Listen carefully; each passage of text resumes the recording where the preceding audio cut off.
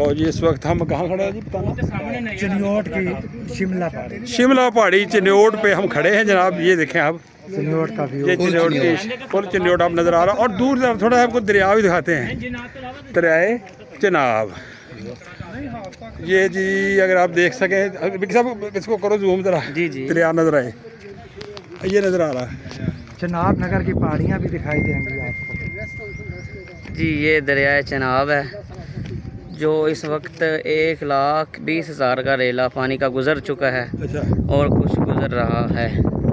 अब हम कितनी सतह बुलंदी पे हैं इस वक्त? तकरीबन आप 1,000 फुट की बुलंदी पे हैं। 1000 फीट की बुलंदी पर हम खड़े हैं जी। शिमला पहाड़ी हमारे अगम में है। और ये दरबार जो है किसके हैं? ये जो हुसैन शाह जमाल हाशमी नेकोकारा, ये उनके दरबार हैं।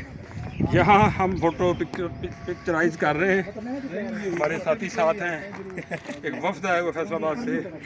तो ये सारे का सारा पिक्चर आपको नज़र आ रहा है। हाँ जी, ये जितने भी वो ड्रामे नज़र आ रहे हैं, चिन्हाब का किनारा नज़र आ रहा है। चिन्हाब का किनारा नज़र आ रहा है, साथ ये बस्ती है। चिन्योट को घेरा हुआ है इसने। हाँ जी, और यही मुतासर होते होंगे पहले तो। जी जी यही मुतासर होते हैं जी। अच्छा अच्छा अच्छा।